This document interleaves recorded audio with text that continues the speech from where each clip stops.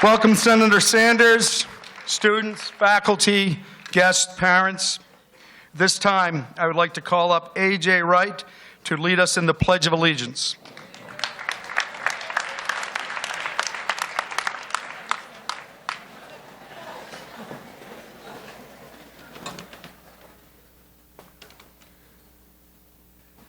I pledge allegiance to the flag of the United States of America and to the republic for which it stands, one nation, under God, indivisible, with liberty and justice for all. Thank you. Abby Hemsley and Alex Cross will now lead us in the singing of the national anthem.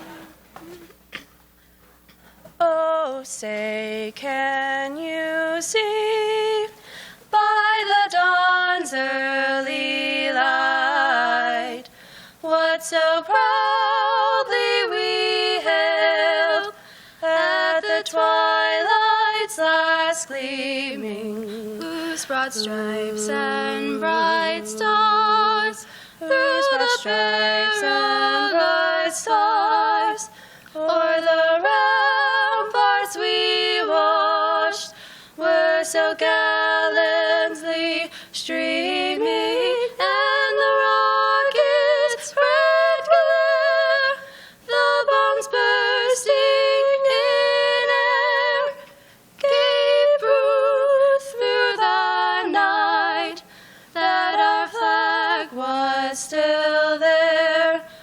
Oh, say, does that star-spangled banner yet wave o'er the land of the free and the home of the brave?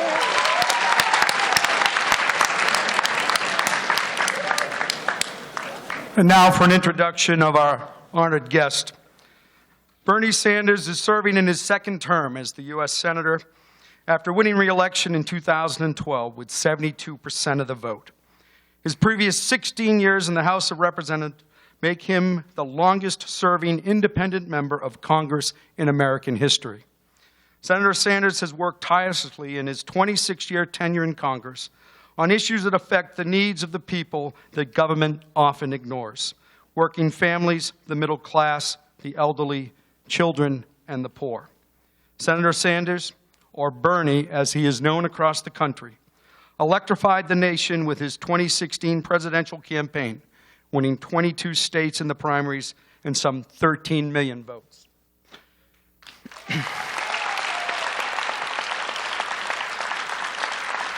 Senator Sanders has become one of the most important voices in the nation on the national stage, leading the effort to address the very serious problems of wealth and income inequality, and for the policies that will help grow the middle class. He has been a leader for civil rights, environmental sanity, and a vigorous defender of our veterans. In this uncertain times, Vermonters know they can count on Bernie to fight effectively for the issues that matter most to working families. Throughout his career, he has always been a presence in Vermont schools, to making the time to talk to our students, and has sponsored an annual essay contest and an annual choral concert for Vermont high school students. Please join me in giving a very warm welcome to Vermont's own Senator, Bernie Sanders.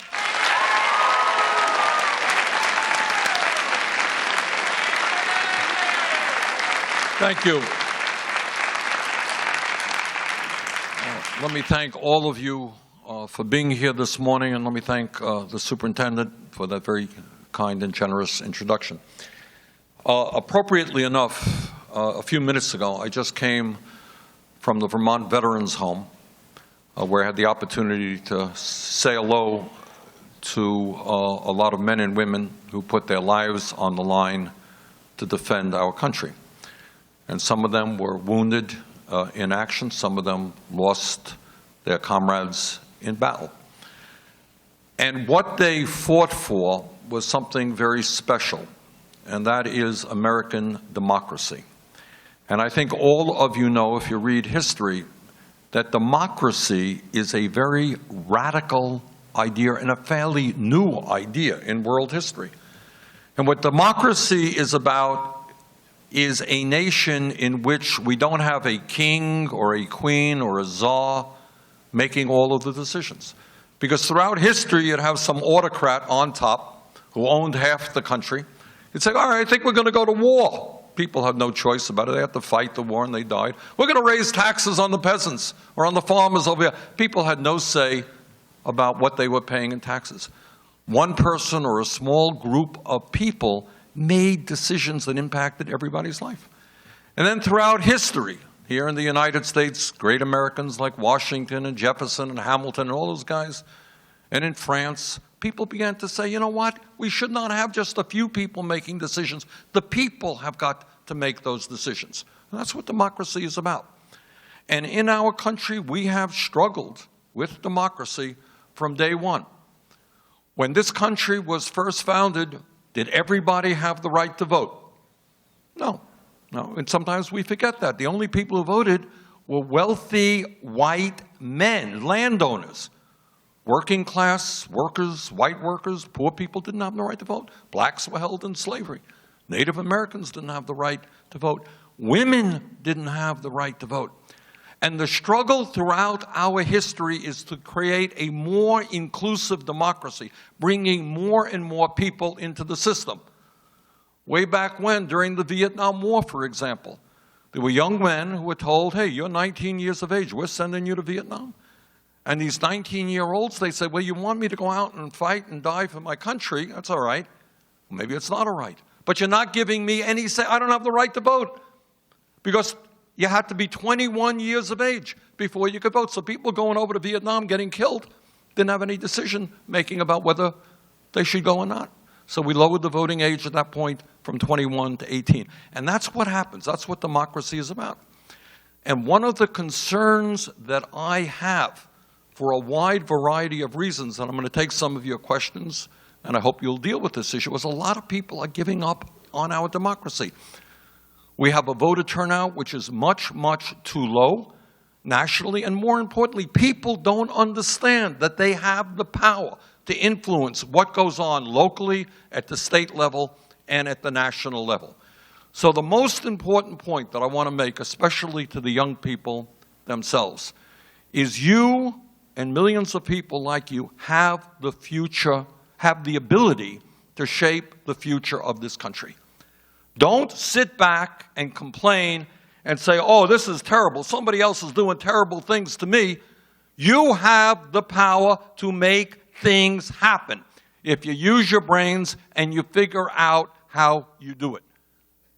That's what democracy is about. You don't like something, don't just moan and groan about it. Figure out how you can change the system. Figure out what the impediments are. Why are we not moving in this direction? Respect people who have different points of view, but start thinking about the issues. Start going into your own mind and say, okay, what are the issues that impact Bennington, Vermont, the United States of America, and in fact, the world?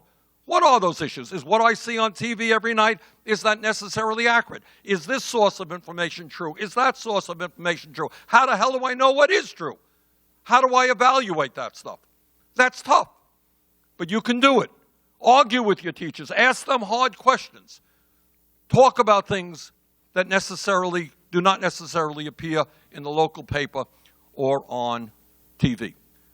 And at the end of the day, democracy is not that hard, and politics is not that hard.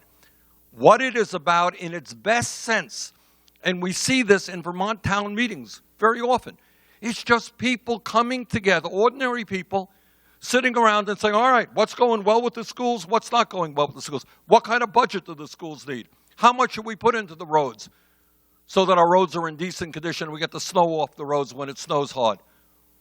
What should we be doing for our community? What should we be doing for the kids? How do we take care of the elderly? How much should we be spending? You think we should spend that? I think it's too much. I don't think it's enough. Let's talk about it. And that's called democracy. We don't do that enough nationally. So what I want to do today, and I'll just go on for a little bit, and then we'll open it up to your questions, is tell you what and I speak only for myself, what I think some of the major issues are facing our country. Point number one, and you don't see this on TV a whole lot, but I want all of you to know you live in the wealthiest country in the history of the world. So if we were in a country like Haiti, or in a country in Africa perhaps, or some country in Latin America where there was not a lot of wealth, which was poor, and somebody said, well, I think everybody should have good health care, or everybody should have a good education, what somebody would say, you're crazy, we can't afford to do that. We're a poor country. We can't afford to have a good infrastructure. We are the wealthiest country in the history of the world. But a lot of people don't know that because we also have massive levels of income and wealth inequality. Do you know what I mean when I talk about income and wealth inequality? What it means, and I want you to hear this. Today in this country, the top 1/10 of 1%, I know you're good in arithmetic, not 1%, 1/10 of 1% now owns almost as much wealth as the bottom 90%. Got that? 1/10 of 1%. You got one family, the family who owns Walmart, the Walton family. One family owns as much wealth as the bottom 42% of the American people. One family. That's wealth. In terms of income, what people make every year, your parents, and many of you are working very, very hard. Some of your parents are working 2 jobs, 3 jobs. As a nation, our people probably work the longest hours of any people in the industrialized world. So while your parents are working 2 jobs, or they're working 50 or 60 hours a week, it turns out that about 52% of all new income created in America today goes to the top 1%. So we have what I call a rigged economy.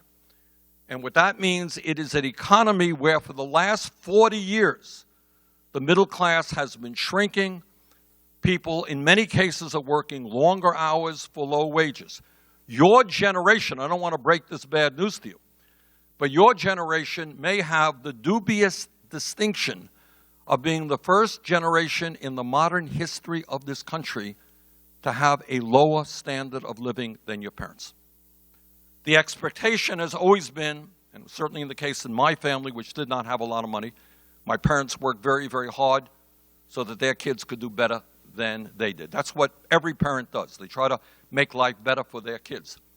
This may be the first time in the modern history of this country where parents will have a higher standard of living than their kids. Why? And I want you to think about that. Is that inevitable? Does that have to be the case? Why is it that the middle class is shrinking? Why is it that over the last 30 or so years there has been a massive transfer of wealth, trillions of dollars from the middle class to the top 1/10 of 1%? People on top doing phenomenally well. In the last 17 years, there has been a tenfold increase in the number of billionaires while ordinary Americans work longer hours for low wages. Now, you don't hear much about that. In fact, I'm one of the few, you are hearing more about it. I'm one of the few senators who talks about it. Why is that? Why is that issue not discussed more? What does it have to do with who owns television, who owns the media, who owns politicians?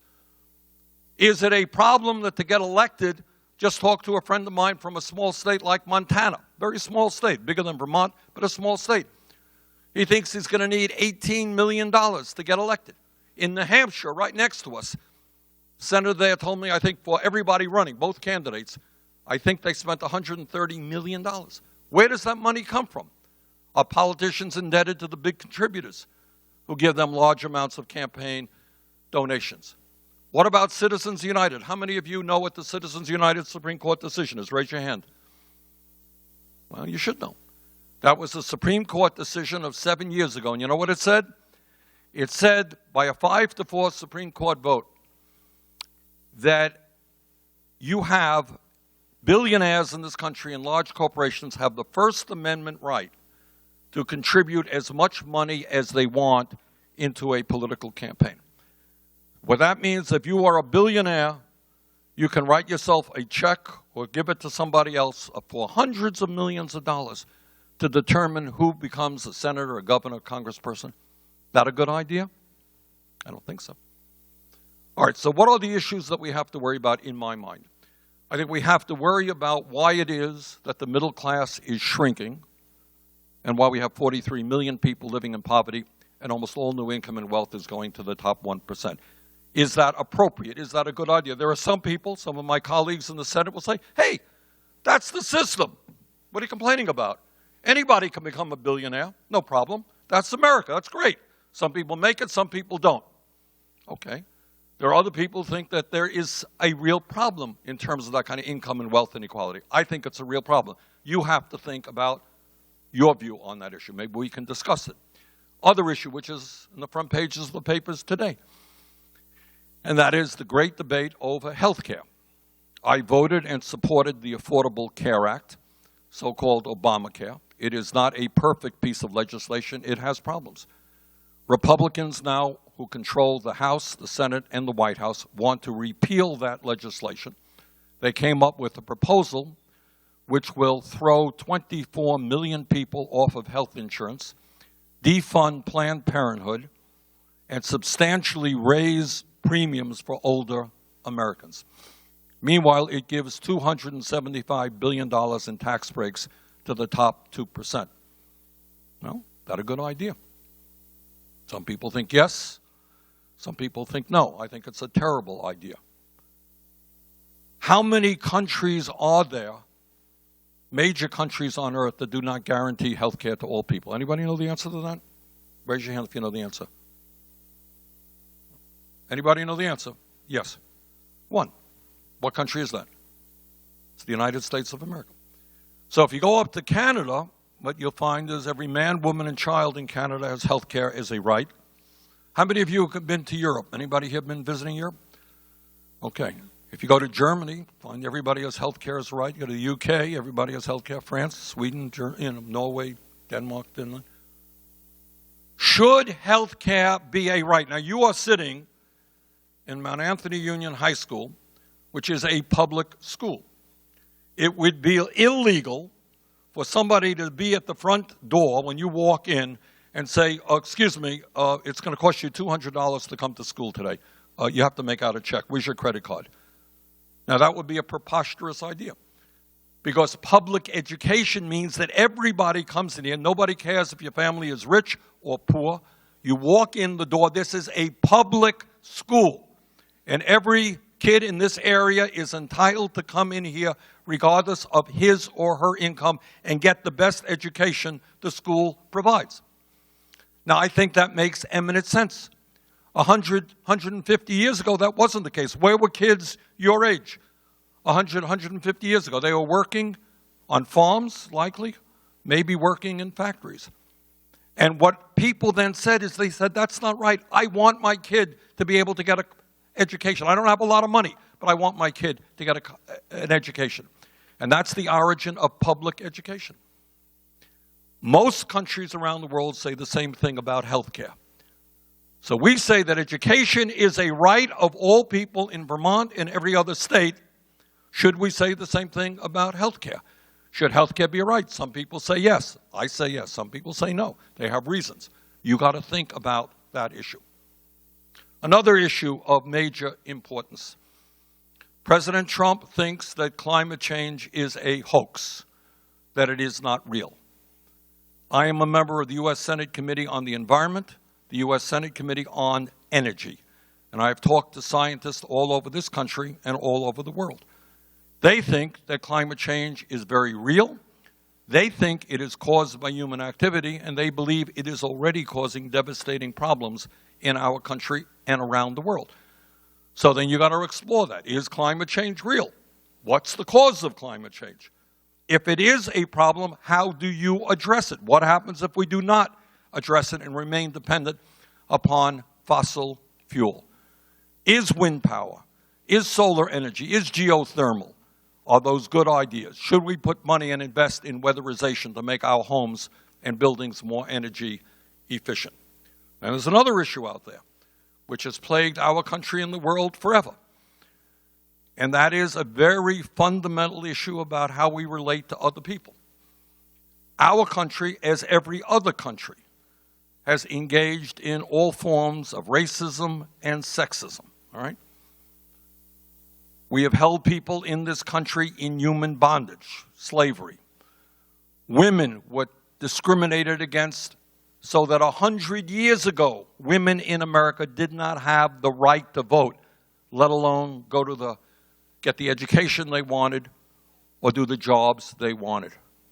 People who were gay were discriminated against.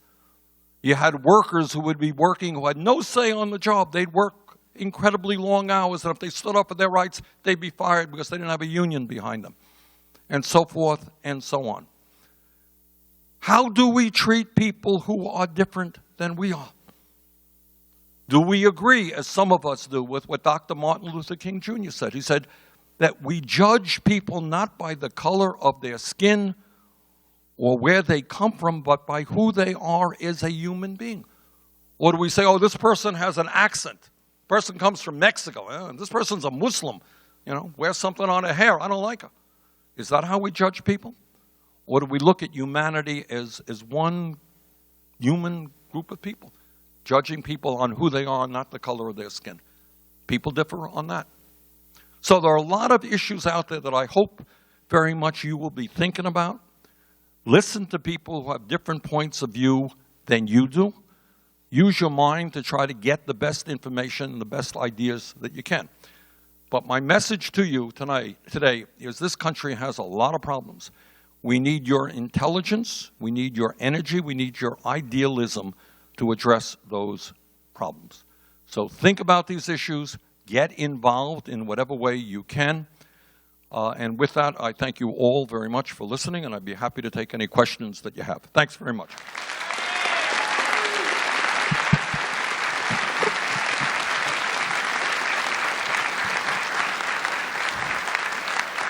Okay, we don't have a lot of time, so let's start. Don't be shy about it.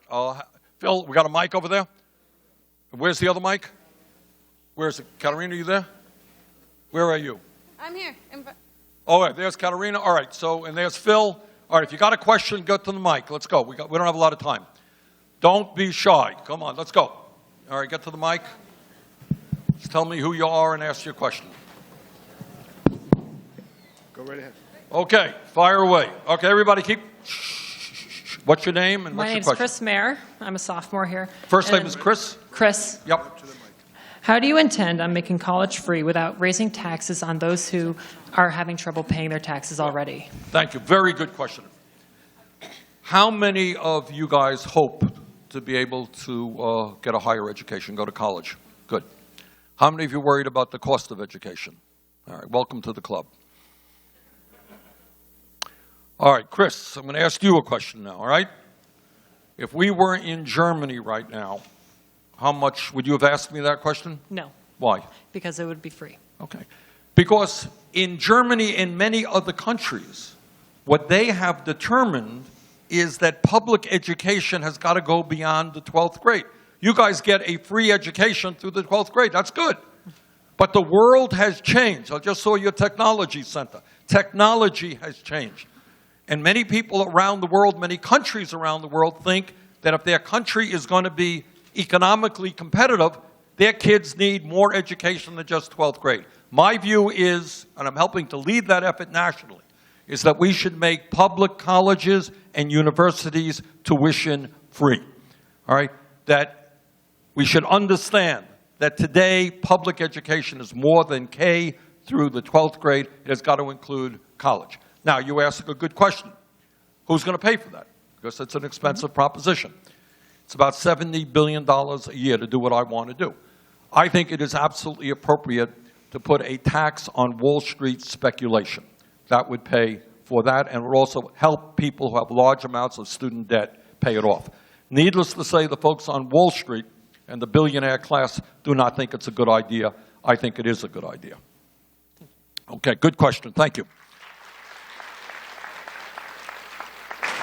Okay, Hi, Senator Sanders. My name is Allison Brigham. I'm a science teacher here. Thank you for your service. Thank you, Allison. So we've been exploring a lot of the important issues that you've mentioned here today: climate change, energy issues, healthcare, health and nutrition in general. And you mentioned that our students should do something and be active. And one of the things that we were talking about in class is that right now in our capacity, we don't have a lot of voice, but our students know they can reach out to you and our other senator and our other congressman. So what is the best way? How do they reach out to you? How do we communicate with you about the things that we find are really important? You can email us. You can go to our Facebook. You can write to us. You can phone our office. I mean, we are open. We have staff who are here, and we would love to hear from you. We would love to hear from you. We'd love to hear your ideas. You guys are the future of America. And if I was not paying attention to your ideas and your needs, I would not be doing my job. So we want to hear from you. And that's why I'm here this morning. All right. Yep. All right. We probably have more. Okay. Yeah. Senator Sanders, I would like to bring up the concept of incentivizing with taxation, just to hear your opinion on it.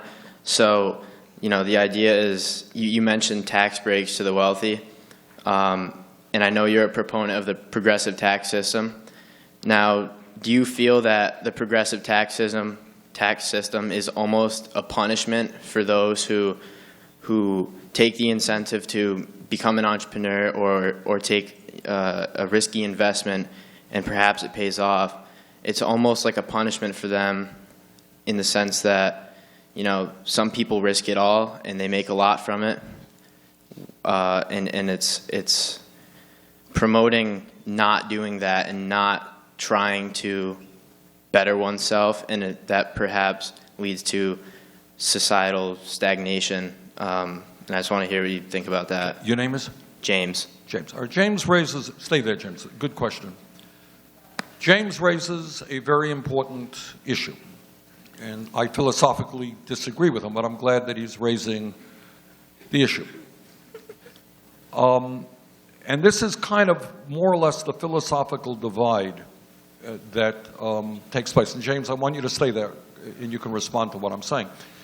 There is an argument, which is not a crazy argument. This is what the argument says, is that for whatever reason, maybe I inherited the money, right? Or maybe I worked hard and started a great business and I'm making a whole lot of money. I did it.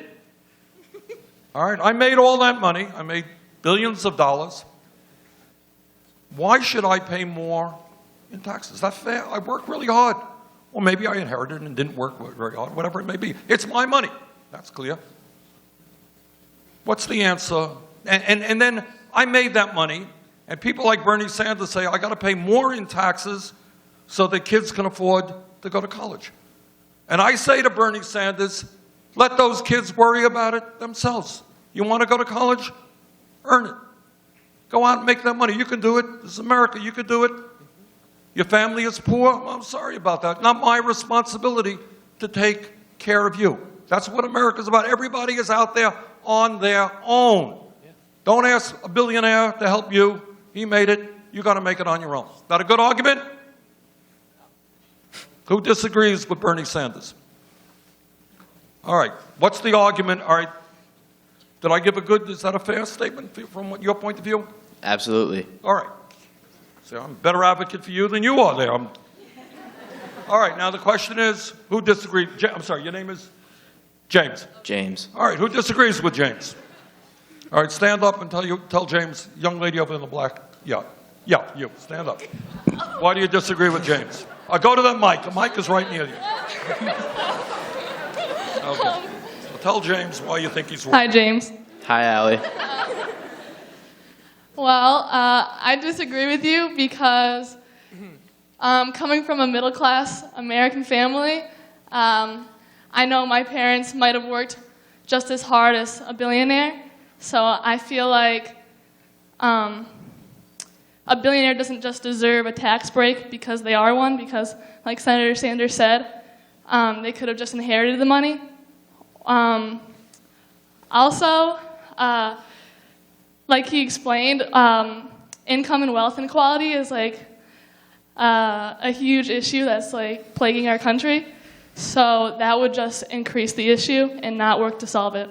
James, how do you respond? Well, all I'm saying is that, say, a proportional tax or a flat tax instead of a progressive tax preserves incentive.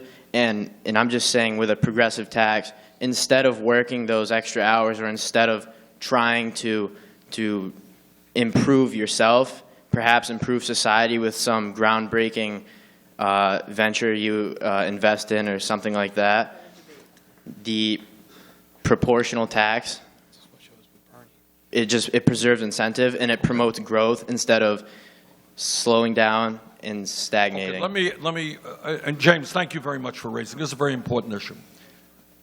And James does a very good job in defending his point of view.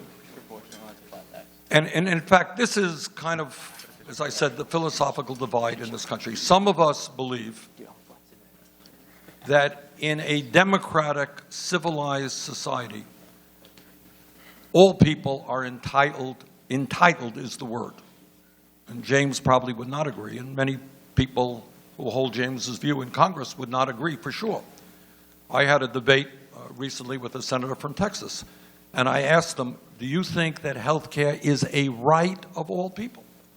And he doesn't think it's a right of all people. Should all of our young people, regardless of their income, have a shot at getting a higher education? I think yes. Some people think no. And those are the kinds of philosophical divides that you guys have got to think about. I think that nobody really makes it by themselves. Billionaires got rich because a lot of workers worked very hard. They may have been smart, they may have been bold, they may have been creative. Nobody does it by themselves. Some of those billionaires went to public schools where other people pay taxes for them to get the education. They live in a society which has helped them in a variety of ways through infrastructure that other people have paid for. Nobody is an island unto himself. And the real key question, there's a concept called, it's mostly used in Europe, called solidarity. And it means, are we in this together? Should I be concerned that your family doesn't have health care? Should you be concerned that my daughter can't afford child care for her kid? Or do I say, I got it, I don't have to worry about you? That is the philosophical divide in this country right now. Anybody want to comment on that anymore? Because this is really an important issue. James raised a really important issue. More thoughts on that? All right, do I have a thought on that one? Yeah. Billionaires have more money than they could ever spend in their lifetime, so I don't see why raising their taxes would affect them at all.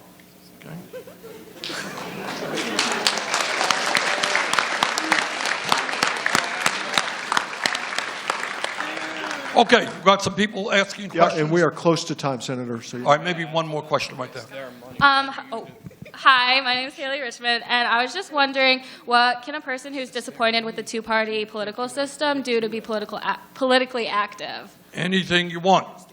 And that means, look, when I was elected, I am, as Superintendent Culkeen pointed out, you were looking at the longest-serving independent in the history of the United States Congress. People of Vermont elected me as an independent. And I work within the Democratic caucus in Congress, but I'm an independent. You have to make a choice. You have to look at the situation. If you feel you can work well with Democrats, work well with them. Feel you can work well with the Republicans, work with them. You want to go an independent route? You want to go a third-party route? When I ran for mayor of Burlington, way back when, in 1981, I ended up having to take on the Democratic Party and the Republican Party, okay, and defeated both of them. But you have to look at the political landscape that you want to operate in. You make your own decisions about that. All right, I think we've got to run. Hey, thank you very much. You were really attentive, and I appreciate it. Your questions were great. Thank you.